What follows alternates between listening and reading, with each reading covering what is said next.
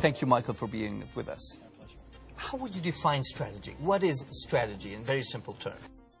Well, in very simple terms, it's what's going to make a particular organization different and provide a competitive advantage. Basically, competition is destructive when companies are basically competing on the same thing.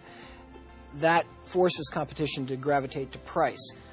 Strategy is finding a different way to compete to create a different sort of value for the customer, which allows a company to prosper, to achieve superior profitability. What is not strategy? Simply implementing best practices, buying the latest machine, using the internet to communicate with your customers. There are lots of things that managers do that they have to do to actually keep making the company more productive and more efficient, and to attain the kind of latest technology and knowledge about management. All those things are a necessity, but they're not strategy. Strategy is not about doing the same thing better. Strategy is about finding that different place for the organization to deliver value. But what makes it challenging is you have to do both of these things at the same time. You got to keep assimilating best practices, but at the same time having real clarity about what's going to make you different. You wrote a book 25 years ago that has remained at the top of the list of the strategy books. What were the key messages in that book? Well, I've written a number of books about strategy. I think my first really major book on strategy was a book called Competitive Advantage, and I think the really major message of that was really how to look at the industry in which you compete, and how to think about what causes industry profitability, and how, by understanding that, a company can improve its own position. In that book, I introduced the so-called 5 forces framework, that in any industry you've got to look at the power of the customer, the power of the supplier, the barriers to entry, the threat of substitute products, and the nature of the rivalry itself, and that those 5 forces collectively define really the profit potential of any business. And this was, I think, a breakthrough in the field, because really we had no systematic way of looking at industries. The next book was a book called Competitive Advantage, in which I really talked about how to look at a company's own position and introduce the concept of the value chain. Any company, when it competes, is simply conducting a lot of activities, marketing activities, procurement activities, service activities, and so forth. And the value chain provided a framework for understanding how a particular company was competing versus its competitors, and therefore sharpening the distinctions in terms of its position.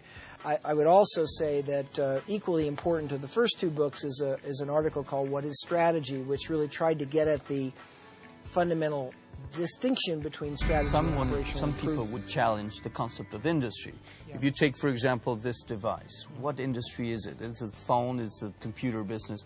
Or even a restaurant? Yeah. Is it in the food business, in the entertainment business? More and more, the boundaries of industries are less clear. Would you agree with that? Well, I'd say that the boundaries of industries can certainly evolve and shift and change. I'm not sure that they're not clear. At any given point in time, by thinking about fundamental economics, we need to draw a set of boundaries at that moment. And so what we called a phone before is that industry definition is probably now a broader definition. Okay.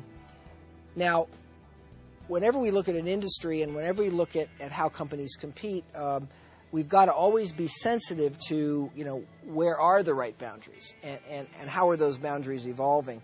What I have found, for whatever it's worth, is that industry boundaries change less and more slowly than some authors would have us believe. Okay. Some authors would have us believe that every business is constantly restructuring itself every day, and there are some, and they tend to be concentrated in the technology space. You pulled out a BlackBerry, and I think that's a little bit of a sort of a loaded example, if you will.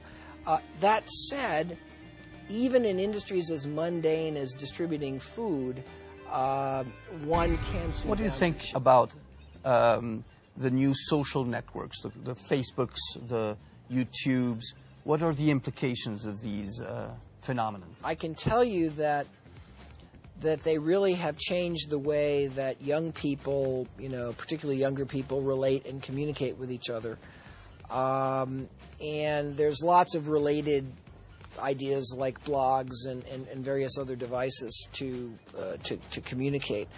And I think that application is undoubtedly going to at least persist for the foreseeable future.